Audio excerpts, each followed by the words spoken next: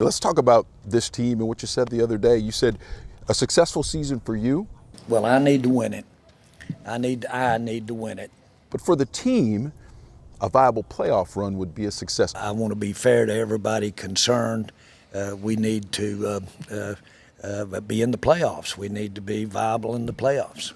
Why is that standard different? As the owner, then I need to win a Super Bowl. It's been a long time, and I need to do it from that perspective. To be fair, though, to all the constituents involved in putting together the team as general manager, if we get in there, we must improve what we're doing in the playoffs. And if we get in there and we play well and advance big in the playoffs, I can call that a success. And I would do that if I were looking at a coach or a player. But from the standpoint of the overall picture, and frankly, I feel that way for the fans, we need to win one. It's been a long time, they're right, and we need to get one. From an overall organizational messaging standpoint, you guys have come off as a little sensitive when it comes to people in the media talking about Mike McCarthy being on the hot seat. But Jerry, you have said you don't have time to have a bad time, so why can't we go with the notion that it's produce or else for the head coach? Everybody appreciates being on the incentive plan.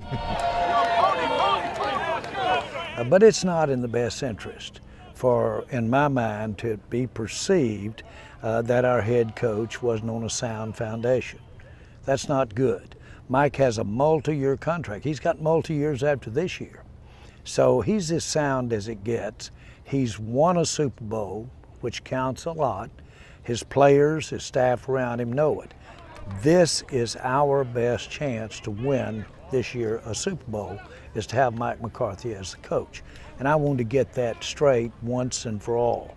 I know that my body language, I know that my choice of phraseology or what have you, can create some different thought or create some uneasiness there. I did do some of that early in the first few weeks because we were having a lot of competition for our staff. And I wanted other teams to know that they could be competing against a head coaching situation for some of those guys too. So I didn't want anything a given, and so that's the way I played the cards. But Mike is our best chance. I wanted to establish that. Zeke Elliott has seen a little bit of decline in production. How important is this year for Zeke's overall future with the Dallas Cowboys? Well, of course, we know what Dak means, but I'm right there, close with him with Zeke. Zeke's success will have a lot to say about our offensive line. So when Zeke's not running, usually you can look in there and you're not getting it out of the offensive line like you'd like to have it either. Sure. It is important for us, for Zeke, to be the proverbial war daddy. It really is. It's important for us to emphasize it, live and die with the success of being able to, at our will, get everything out of Zeke. Now, that'll open it up for a lot of other things, and we will have a lot of production, and of course Pollard's got to get the ball more, and he will. At the State of the Team press conference, when we talked about the tough year you've had, the organization has gone through scandal, you've had to go through some personal scandal yourself. Your quote was, after 30 years with the Cowboys, it's almost like you feel like Herschel Walker running and they're just bouncing off. With all due respect, Jerry, it came off as cavalier. Tell me why it wasn't cavalier. Well, it's how I handle it. Anybody that doesn't think that I'm serious when I'm being criticized, or really when I'm being attacked, can I say that? First of all, I put it over in context, and I look at what everybody does at TV. And I can see people all over the world that make that little stuff going on in my life look small. And I count my blessings right there. And then, as I've said, if I don't have enough oomph to handle that stuff that's coming at me. But more importantly than anything, I'm afraid that if I complain too much, lightning would strike me because I've had it too good. I really can't complain. And he's been really good to me up there. So I want to look at him, get him in the eye. In this particular case right now, we had a bunch of it load up in this off season. I want everybody to get everything they've got. Let's fill the tub up with it. I want to come in and let's drain the tub. Let's get it all done, because I got about 10 more years left, and I don't want to screw around with the past. I just want to be looking at the front. You have built the most profitable sports franchise in the world.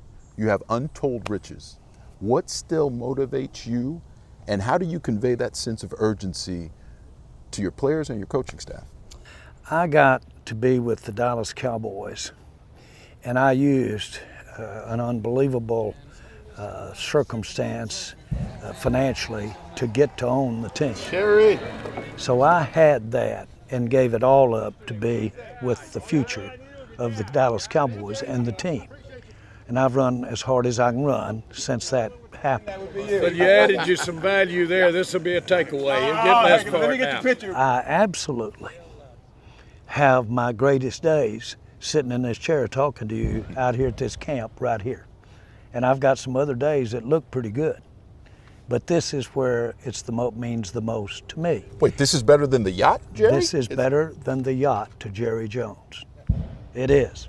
And when I walk in that room back there that I've been going in for about 20 years, and it feels like a college dorm, what have you, then I feel real good at that time. Now, if somebody told me I had to stay in that room all the time, it wouldn't be as much interesting to me as being able to walk out the door.